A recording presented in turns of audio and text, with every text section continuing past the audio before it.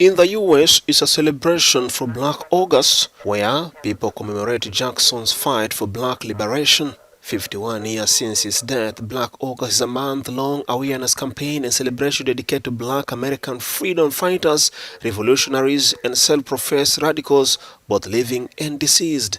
A lot of people don't know this, but the Attica rebellion that happened in New York in September was actually very much connected to reacting to a Black August incident, which was the assassination of George Jackson. So this was also like a national movement that was behind the walls. And what we saw happen after the 1970s is that it grew outside of the walls, right? Because as people who were incarcerated came home to their families and communities, they began to do community celebrations of Black August. And it's really grown since then. First celebrated in 1979, the annual commemorations have been embraced by activists in the global Black Lives Matter movement, many of whom draw inspiration from freedom fighters like Jackson and his contemporaries. It's really an alternative to a Black History Month.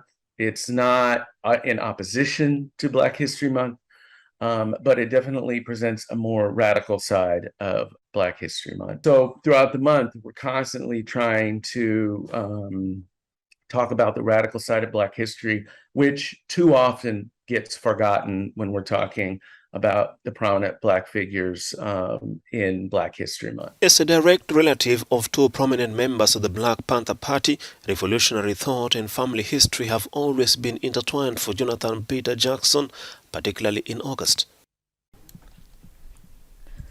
Alimata Fofana is a victim of female genital mutilation as a child.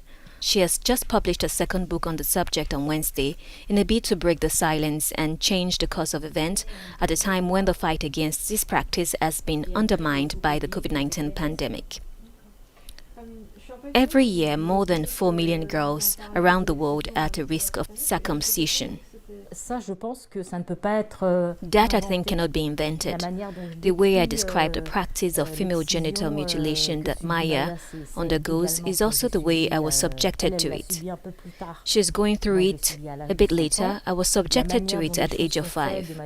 The way things are done in an abrupt way without anesthesia, of course, is something I experienced, and I wanted to share to make people understand that FGM is, without being trashy, is simply describing an atrocious act.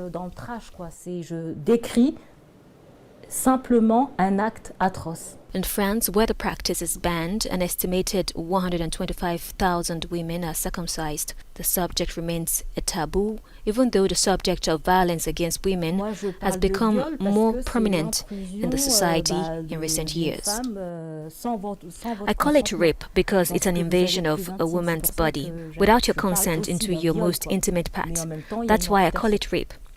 But at the same time, there is an amputation when we talk about female genital mutilation. It's both. It's the fact that someone violates your most intimate part without asking anything, and something is removed from you. Alimata Fofana believes that the difficulty of denouncing one's parents who have been engaged in the practice and the fear of what people will say discourage women concerned from breaking the silence. Often it's done by women who haven't had access to school. And so it's very complicated to question tradition when you don't have another point of view. When you only have one way, it's very difficult.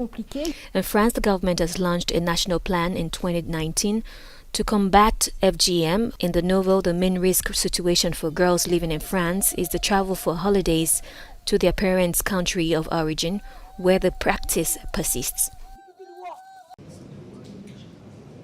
The International Criminal Court's chief prosecutor said Sudan has promised its full cooperation in the war crimes probe of atrocities committed in Darfur region under ousted President Omar al-Bashir. Karim Khan spoke after meeting Army Chief Abdel Fattah al-Burhan, who seized power last year in a coup. That I have just heard from the chair of the Sovereignty Council are very positive. The challenge now is delivering those in practice. But what I do say is that we need to act. It is an embarrassment that after collective embarrassment, that after 17 years of the Security Council referrals, so much more still needs to be done. Burhan, who was a senior general under Bashir, has promised his full cooperation and committed to justice for the people in Darfur, Khan added as he rounded up his trip. And unless we collectively can find some system of accountability which is seen to be independent, credible, impartial, and not trying to hide the truth but is willing to speak the truth, I think the cycle of violence that we saw in 2003 and 4 commence. We run the risk that it will never be broken. Bashir, who has been in custody in Khartoum since his 2019 ouster, has been wanted by the ICC for more than a decade over charges of genocide, war crimes and crimes against humanity in Darfur. 2 other former aides are also wanted by the Hague-based court to face war crimes charges. 2 organizations filed a complaint on Wednesday in Nigeria targeting both the National Broadcasting Commission (NBC) and President Muhammadu Buhari to prevent the closure of more than 50 radio stations and television channels in the country. The announced suspension of 53 radio and television stations has provoked a storm of reactions in Nigeria.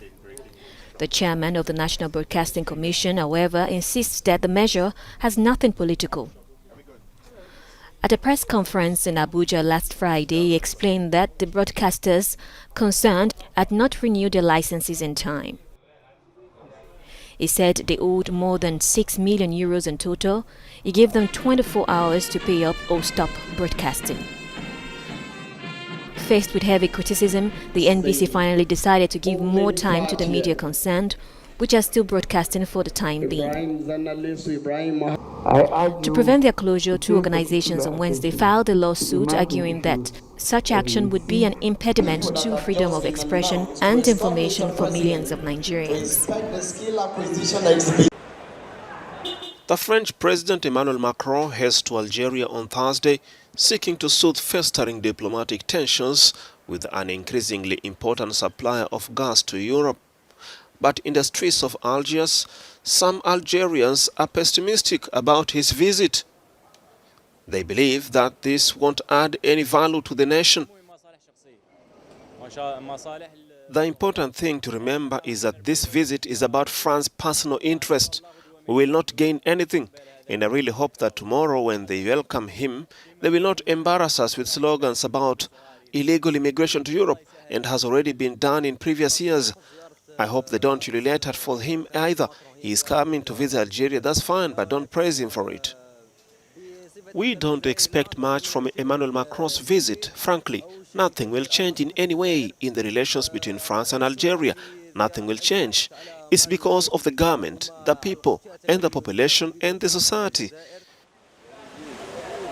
The Franco-Algerian relations are still fraught with resentment caused by the colonial era, which Paris ruled the North African territory for more than 130 years, and the bitter war of independence.